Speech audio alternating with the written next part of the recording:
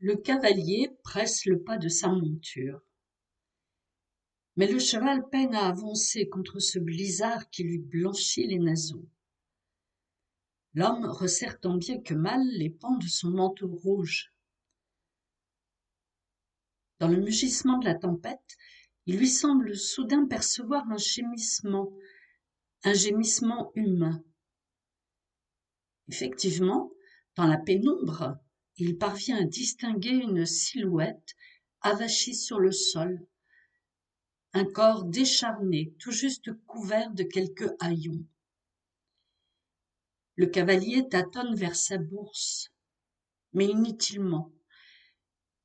Et oui, il a déjà distribué toute sa solde aux miséreux rencontrés sur le chemin qui le ramène à son casernement à Amiens. Alors, dans un mouvement ample, il se dégage de sa cape. Bien sûr, il ne peut pas la donner, elle ne lui appartient pas. Elle fait partie de son équipement de soldat romain. Il dégaine alors son glaive et d'un geste sec coupe les liens de la chaude doublure qu'il a payée de ses deniers et la laisse tomber sur le pauvre mendiant. Telle fut la première charité de celui qui allait devenir Saint Martin. Bien, bonjour à tous. Pourquoi parler de Saint Martin dans cette chronique? D'abord parce que nous sommes en novembre, mois où l'on fête Martin, même s'il a disparu des calendriers à cause d'un autre 11 novembre. Et nous allons voir qu'il a laissé quelques traces dans notre langue. À commencer par son nom, qui a donné le patronyme français le plus répandu. Et au Moyen-Âge, qui aimait donner des noms aux animaux, ce fut le nom de l'âne. On comprend donc pourquoi il y a plus d'un âne qui s'appelle Martin. Mais revenons à notre saint pour rappeler brièvement qui il fut. Martin est né vers 316 à Savaria, dans la province de Pannonie, la Hongrie d'aujourd'hui. Son père est officier dans l'armée romaine et destine bien sûr son fils à la carrière militaire. Le prénom latin Martinus est d'ailleurs dérivé du nom du dieu de la guerre Mars, qui a également donné l'adjectif et autres prénoms martial. Mais Martin eut très tôt la volonté de devenir chrétien et de consacrer sa vie à Dieu. La nuit suivant l'épisode du partage du manteau, il voit en songe le Christ revêtu de la moitié donnée aux pauvres. Dès lors, Martin est baptisé et va quitter l'armée. Il est surtout attiré par la vie monastique. Encouragé par l'évêque de Poitiers, Hilaire, il installe un ermitage à Ligugé où il attire des disciples. La réputation de Martin, faiseur de miracles, se répand et les Tourangeaux, en quête d'un évêque, viennent le solliciter. Par ruse, ils parviennent à le faire venir à Tours et à l'élire évêque malgré lui. Mais Martin prend à cœur sa nouvelle fonction, mais veut aussi rester moine et fonde à proximité de Tours le monastère de Marmoutier. Il ne limite pas non plus son action pastorale au seul diocèse de Tours et parcourt toute la Gaule où il accomplit un immense travail d'évangélisation des campagnes. Il meurt en 397 à Cande, une paroisse qu'il avait fondée au confluent de la Vienne et de la Loire. Et disputé entre Poitevin et Tourangeau, sa dépouille est subtilisée par ces derniers qui, selon la tradition locale, auraient volé son corps en le passant par une fenêtre.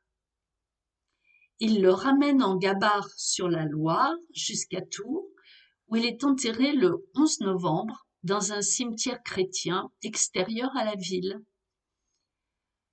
En signe de l'approbation divine de ce rapt, une légende veut que les fleurs se soient mises à éclore en plein novembre, au passage de son corps entre Cande et Tours.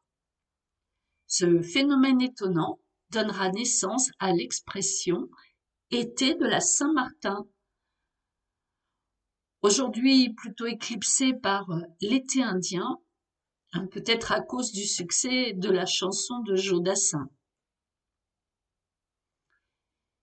Le culte de Saint-Martin est instauré par ses successeurs au trône épiscopal de Tours, qui ont su faire de leur basilique un sanctuaire de pèlerinage majeur dès le Ve siècle. La gloire de Martin est telle que dès Clovis, il est choisi comme saint patron du royaume des Francs et de la dynastie mérovingienne, puis carolingienne. Aujourd'hui, 246 communes portent son nom et plus de 3700 églises sont placées sous son vocable. Deux oiseaux portent aussi le nom de Martin, le martin pêcheur et le martinet. Si les linguistes ignorent pourquoi, la légende populaire, elle, l'explique. Un jour, voyant des oiseaux pêcheurs se disputer des poissons, Martin explique à ses disciples que les démons se disputent de la même manière les âmes des chrétiens.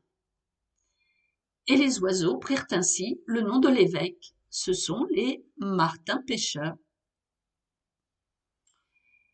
Et la chapelle dans tout ça. Nous y arrivons avec le fameux manteau de Martin.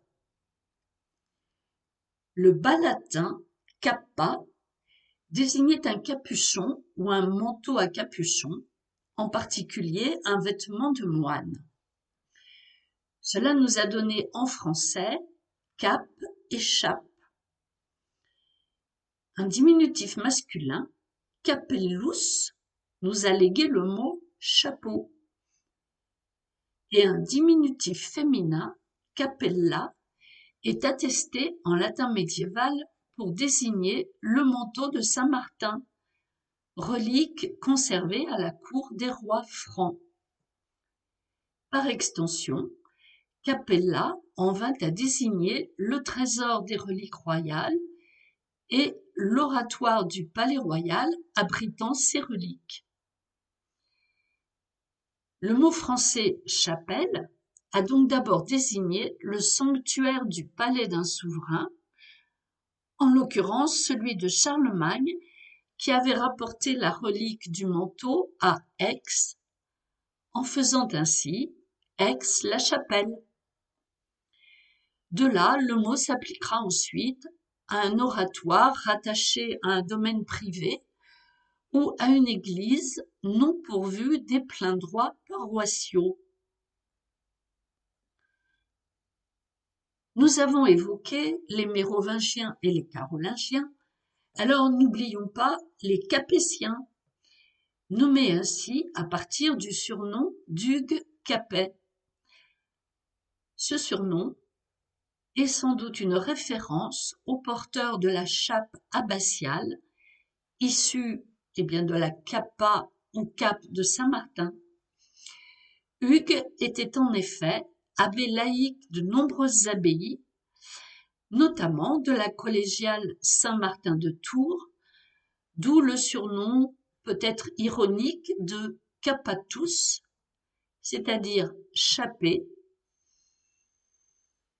ou encore bien pourvu en abbaye. Et là-dessus, je vous dis à bientôt.